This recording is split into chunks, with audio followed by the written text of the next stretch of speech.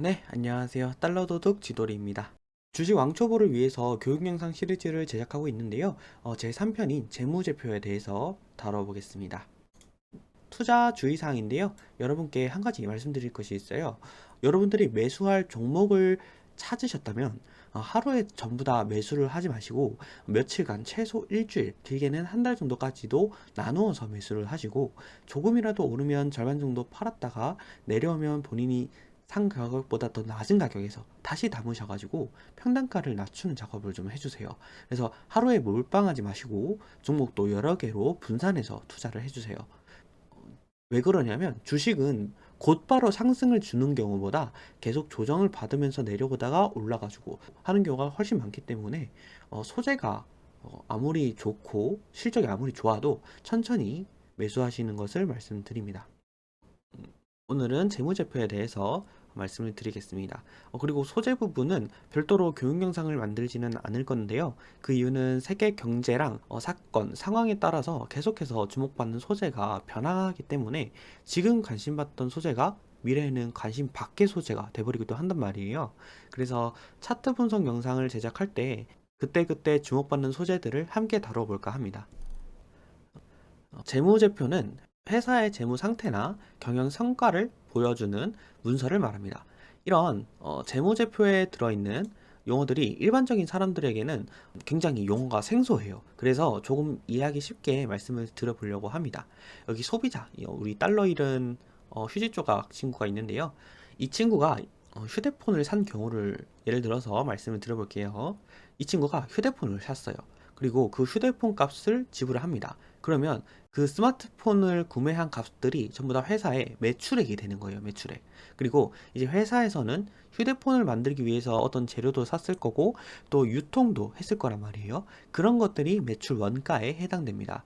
그리고 인건비는 매출 원가에도 들어가고 아니면 판매 관리비에도 들어가는데요. 이 판매 관리비는 홍보하거나 아니면 회사를 운영하는 데 사용하는 비용입니다. 또 제품을 계속해서 개발하고 발전시켜야 사람들이 더 좋은 제품을 살 거 아니에요. 그래서 연구개발비로도 활용을 합니다. 그런 금액들을 전부 다 제외하고 나오는 순수한 이익이 순이익이에요. 이 순이익이 그 회사가 돈을 벌었는지 아니면 적자가 나왔는지를 확인하는 거예요. 그리고 이 돈들이 회사의 자산이 됩니다. 이런 재무제표에 들어있는 간략한 내용을 일단은 그림으로 먼저 보여드려 봤습니다. 앞에 화면에서 매출액과 순이익에 대한 부분은 대부분 말씀을 드렸습니다. 그런데 이런 매출과 손실, 이익에 대한 그런 내용을 다룬 재무제표는 손익계산서라고 해요. 손익계산서. 이제 매출액이랑 순이익은 제외를 하고 주당 순이익에 대해서 좀 말씀을 드릴게요. 주당 순이익은 순이익을 주식 개수로 나눈 거예요. 즉 주당 순이익이 높으면 높을수록 좋은 겁니다. 한 주당 돈을 많이 벌었다라는 뜻이 되니까요. 그리고 손익계산서를 기준으로 해서 이 주식을 매수를 할지 말지를 정할 수 있는데요. 직전 분기나 전년도 동기 대비 그리고 3년간 재무 상태를 확인해서 매출액, 순이익이 증가하거나 순이익이 흑자 전환, 적자 축소를 했다거나 아니면 주당 순이익이 증가한 경우에는 지지저항선을 확인하고 매수를 합니다. 그런데 이미 올라 있는 건 저는 사지 않는다고 생각을 하고 저가에 와 있는 주식들을 매수를 하거든요. 왜냐하면 올라 있는 종목들은 또 실적이 계속 좋다가 갑자기 큰 적자가 나오게 되면 언제 확 떨어질지 알 수가 없어요. 그래서 바닥을 확실하게 다진 걸로 보이는 주식들을 매수 대상으로 정하는 편입니다. 그리고 매출액, 순이익이 감소하거나 순이익 적자 전환, 적자가 확대되거나 주당 순이익이 감소한 경우에는 매수를 하지 않습니다. 다만 이제 그런 실적이 좋지 않음에도 불구하고 소재가 좋거나 아니면 이전에 있던 재무들이 상당히 괜찮은 양상을 보였었다면 매수를 할 수도 있는 거죠. 그리고 재무제표상의 수치 변화가 큰 경우에는 그 원인을 찾아야 돼요. 그리고 그 원인을 보고 앞으로는 어떻게 변할지 예상을 하셔서 매수하시는 것이 좋습니다. 그리고 이런 실적들을 보고 매수를 했는데 본인의 예상대로 실적이 좋은 방향으로 나오지 않았다면 이것을 팔 건지 아니면 존버할 것인지 스스로 판단해서 매매하시면 되겠습니다. 대차대조표인데요. 자산이나 부채를 볼 수 있습니다. 저 같은 경우에는 손익계산서와 동일하게 직전 분기, 전년도 동기 대비 3년 연속 자산, 부채 상태를 보고 매매를 하고요. 대차대조표에서 자산이 증가하거나 부채가 감소한 경우에 사는 편입니다. 그리고 자산이 늘어났는데 부채가 감소한 경우에는 회사가 돈을 잘 벌어서 자산도 늘리고 빚도 갚은 것이기 때문에 회사가 성장하고 있다는 것을 보여주는 기준이 됩니다. 그렇기 때문에 저는 그런 경우에는 매수를 하고요. 자산이 증가했는데 부채도 같이 늘어난 경우에는 빚을 내서 자산을 늘린 거예요. 그래서 이런 경우에는 사업을 확장했다거나 했을 가능성이 있습니다. 그래서 해당 사업이 어떤 것인지 뉴스나 공시보고서 같은 것을 통해서 찾아보시고 매매하시기를 권장드리고, 또 사업을 확장했다고 해서 무조건 성공하는 것은 아니니까요. 충분히 검토하셔서 매매하시기 바랍니다. 그리고 자산도 감소하고 부채도 증가한다? 이런 경우에는 웬만하면은 매수를 하지 않는 것이 좋습니다. 자산도 감소하고 부채가 증가하는 이런 종목들이 보통 지속해서 하락하는 모양새의 차트를 보여주거든요. 그래서 이런 종목들을 매수하실 때는 조심히 매수를 안 하시는 것이 낫습니다. 실적 발표 관련 용어들인데요. 기업들이 분기나 한 해 연도가 종료되면 해당 분기 또는 해당 연도의 실적을 발표를 합니다.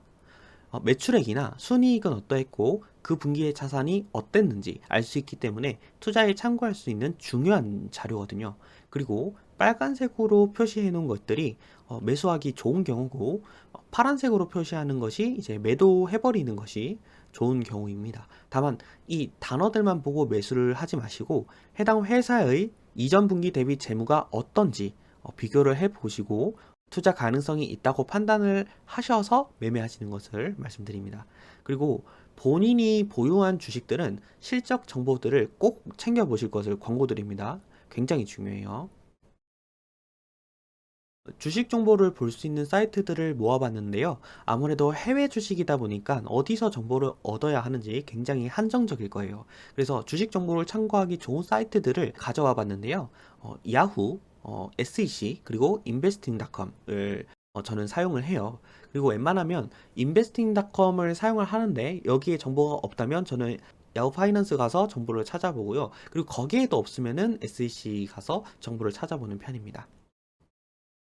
중요한 것으로 하나 또 말씀을 드리자면 실적이 좋으면 주식이 오르게 돼 있습니다. 그런데 실적이 좋은데도 불구하고 내린다거나 실적의 법칙들을 뭐 벗어나는 그런 경우가 있는데, 첫 번째가 뉴스입니다. 악재가 뜨면 실적이 좋아도 향후 실적이 안 좋아질 가능성이 생기기 때문에 하락을 부릅니다. 두 번째가 경쟁업체가 잘 되는 경우예요. 경쟁업체가 잘 되면 아무리 그 회사의 실적이 좋아도 관심을 경쟁업체가 가져가기 때문에 비교적 상승을 조금 늦게 하게 됩니다. 세 번째가 소재성을 상실했을 때요. 국가 정책이나 현재 시점 대비 너무 먼 미래에야 사용할 수 있는 기술들, 아니면 허위 정보로 인한 경우에는 소재성을 저는 상실했다고 생각을 합니다. 이런 경우에도 큰 하락, 지속해서 하락을 주는 경우가 좀 많습니다. 그리고 네 번째가 역분할이에요. 즉 주식 병합을 한다는 이야기인데, 보통 이런 주식들은 1달러 미만의 상장 폐지를 앞두거나 아니면 나스닥으로부터 경고 통지를 받은 기업들이 많습니다. 그래서 이 발표가 나오자마자 크게 하락해요. 굉장히 조심해야 되는 부분입니다. 그리고 마지막으로 자리를 만드는 경우인데, 이 경우가 여러분이 주식을 사야 하는 경우예요. 실적이 좋거나 소재가 좋은데 차트상 낮은 가격에 갭이 있다거나 아니면 차트의 형태를 만들어야 하는 경우에 내려오는 것들이 많습니다. 그런 것들을 본인이 판단하시고 지지저항을 확인하셔서 매매하실 것을 권장드립니다. 자, 이렇게 재무제표에 대해서 정리를 해봤는데요. 기존에 기획했던 주식 교육 영상 3편까지 모두 만들어 봤습니다. 제가 설명을 드리지 않은 부분들도 분명히 있을 거예요. 그 외에 궁금하신 사항들이 굉장히 많을 텐데 댓글 남겨주시면 저도 한번 확인을 해보고 같이 공부를 하면서 알아가면 좋을 것 같아요. 자, 그럼 이렇게 마무리하고요. 저희 달러도둑 지도리 채널에 괜찮은 정보들 많이 공유해 볼 테니까요. 많은 관심 부탁드리겠습니다. 구독과 좋아요 해주시면 감사하겠습니다.